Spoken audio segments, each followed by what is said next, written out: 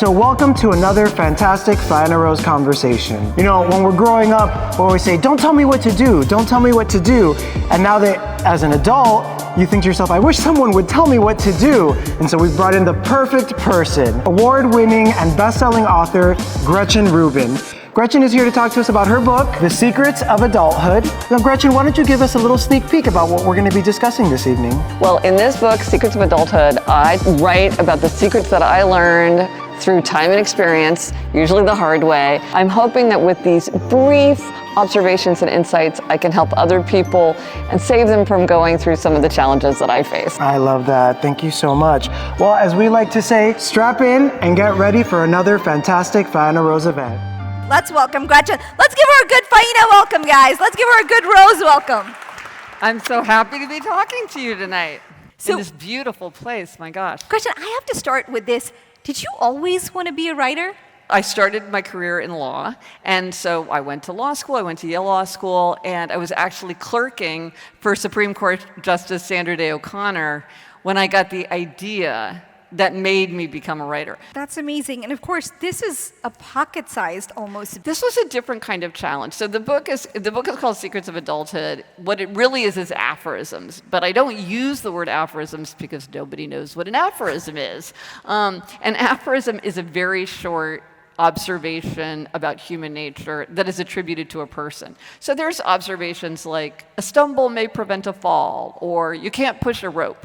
Those are proverbs. They're just folk wisdom that we all know and share, but they're not attributed to somebody. But an aphorism, it's like Oscar Wilde said it, or Yogi Berra said it, or Warren Buffett said it, or Montaigne said it.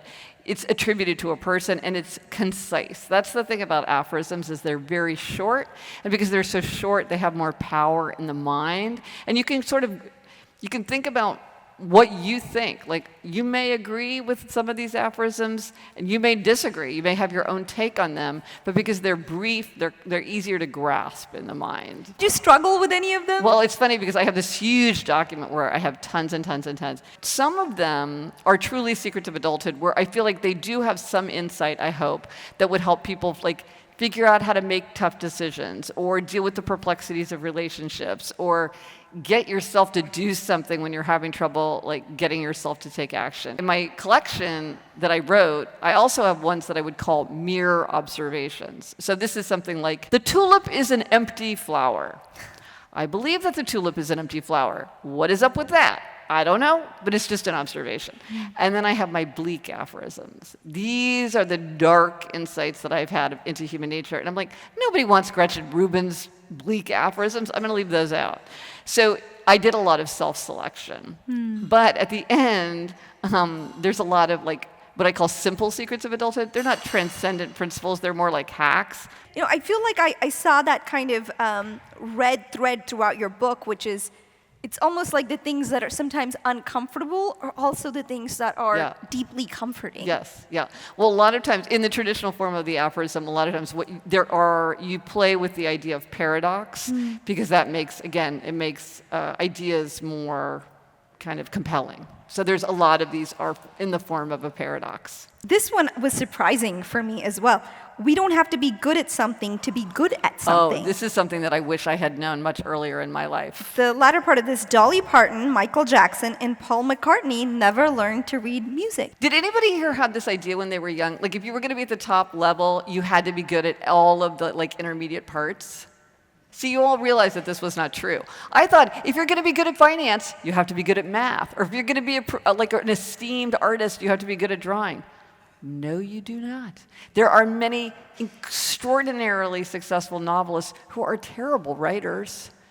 You don't have to be good at something to be good at something. What was the thing that you were not good at, but you were good at? Well, I'm the kind of person who likes mastery. So I'm good at the things that I'm good at, and I ignore everything else. My favorite one, actually, in the entire book was the days are long, but the years are short. Yes. When I was writing that, I was trying to capture that strange double timeline of parenthood, kind of to crystallize it and to sum it up. And it was, it sounds like such a simple sentence, but it was actually very, very difficult to write. It went through a lot of editing before I could get it to those words. Crispness. Yeah. And I thought, I was hoping you could explain your question that you ask people about how do you like your eggs, or what's the best way to prepare an egg? Well, because I write about happiness all the time, people will come up to me and they'll say, like, well, what's the secret to happiness? Like, what's the one thing I need to do to be happy? And I always give them a very unsatisfactory answer, which is, it depends. It depends on you. It depends on your values, your temperament, your challenges, your circumstances. Like, no one can answer. There's no magic one-size-fits-all solution. And then they look at me again and they say, but what's the best way?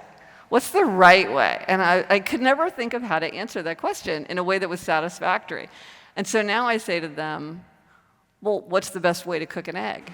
Scrambled. Usually they say, I don't know. It depends on how you like your eggs. Right. There can be no one best way to make eggs because it all depends on us. Thank you for sharing your wisdom with us. Thank you, Gretchen. Shama. We so appreciate it. Thank you, Thanks, everyone. guys. This is such a fun conversation. I'm going to keep my coffee. Okay, good.